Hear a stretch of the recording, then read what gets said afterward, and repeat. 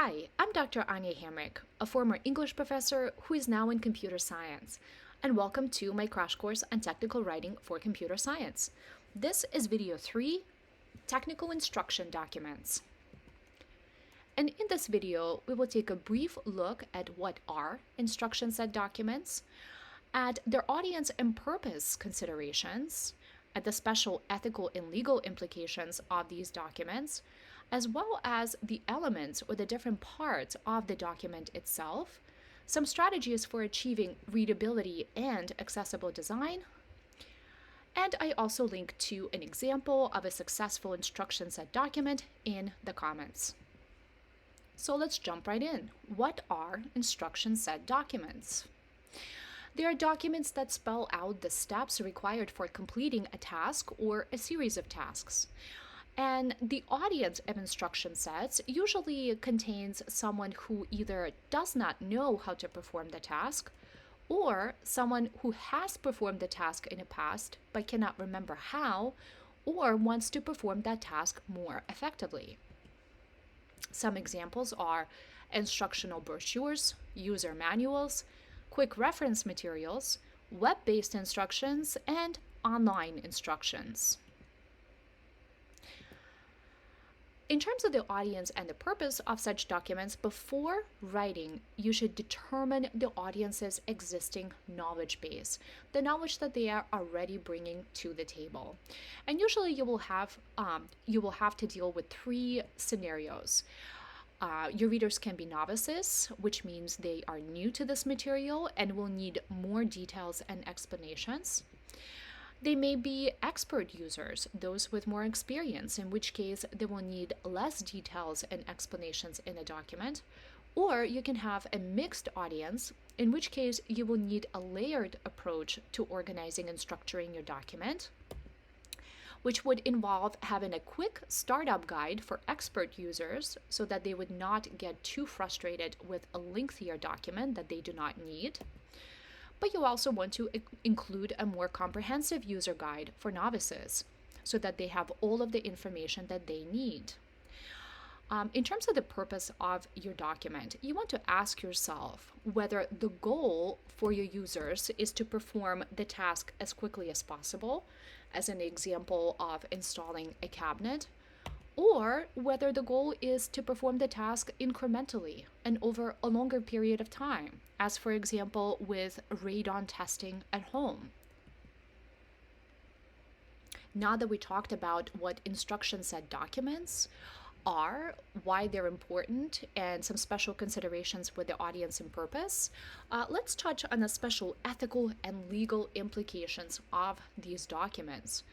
Among all the technical documents, instruction sets carry the strictest requirements for accurate information in an accessible format. They come with special ethical implications because countless injuries have resulted from incorrect use of products due to inaccurate or unclear instructions. Unsurprisingly, these documents carry special legal implications. Any person injured as a result of inaccurate, unclear, or incomplete instructions, for example, in the US, can sue both the writer and the product manufacturer. Also, in the United States, courts have ruled that a writing defect in product support actually carries the same type of legal liability as a design or manufacturing defect in a product itself. And some common legal liabilities resulting from faulty instructions are failure to provide instructions and cautions for the proper use of the product.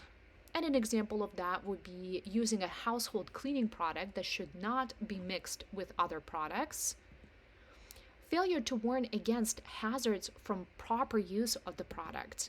For example, the risk of cutting one's finger when using a slicer. And finally, you can also have failure to warn against the possible misuses of a product, as with the example of the dangers of improperly installing a child safety seat.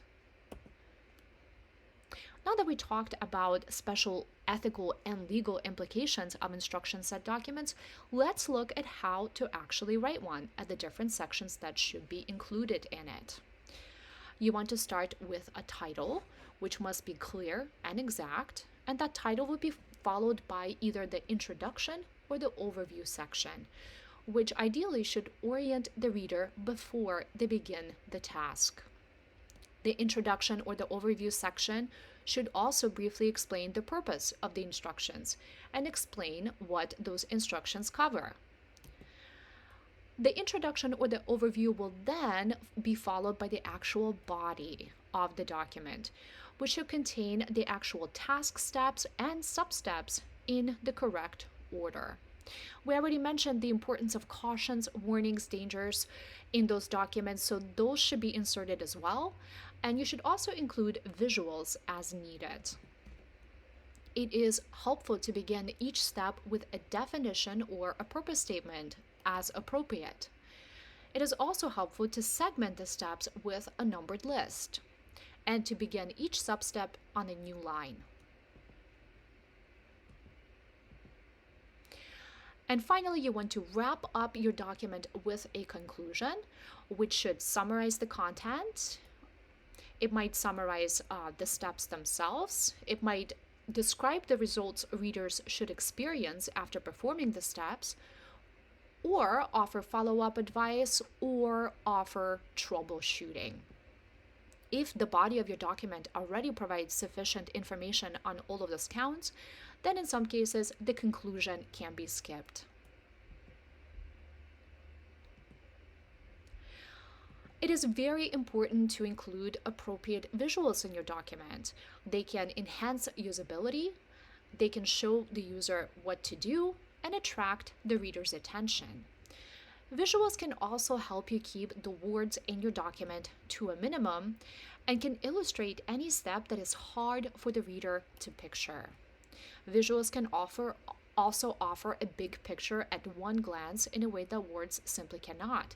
You should be careful not to overuse visuals, however, as they can in fact have the opposite effect by confusing the reader if used too much.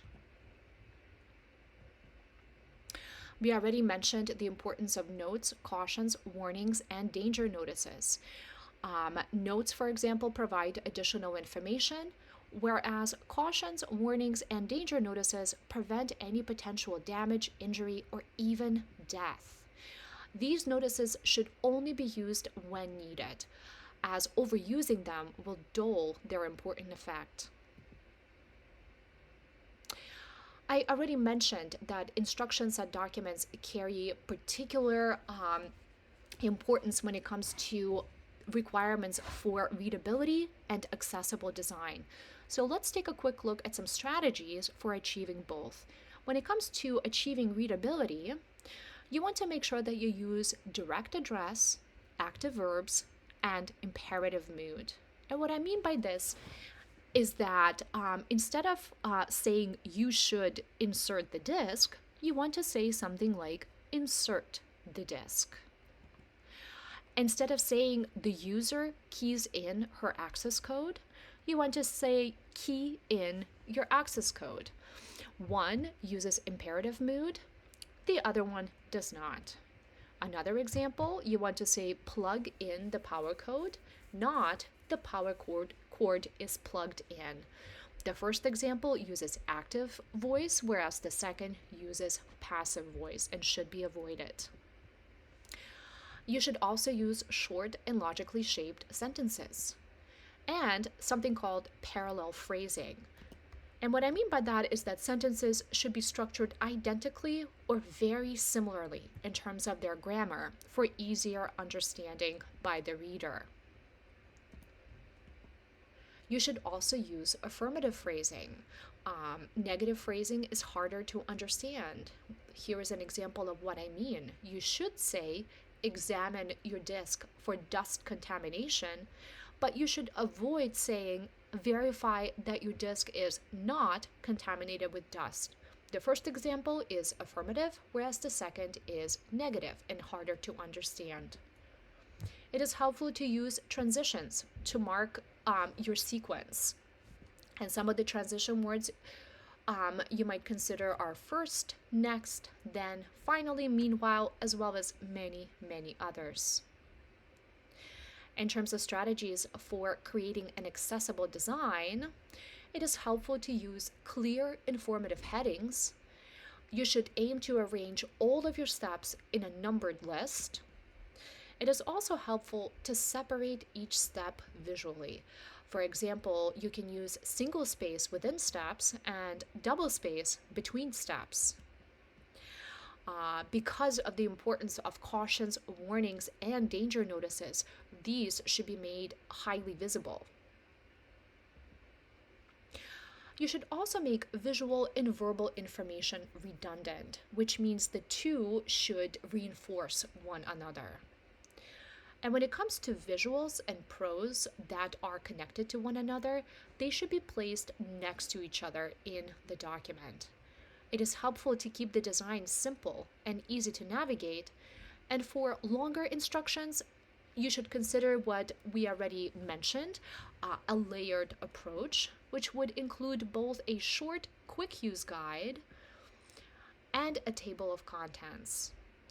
I linked to an example of a successful instruction set document in comments, so please feel free to take a look at that. This concludes video 3, Technical Instruction Set Documents. I'm Dr. Anya Hamrick, and I hope to see you in video 4, Usability Testing and Usability Reports. Thanks!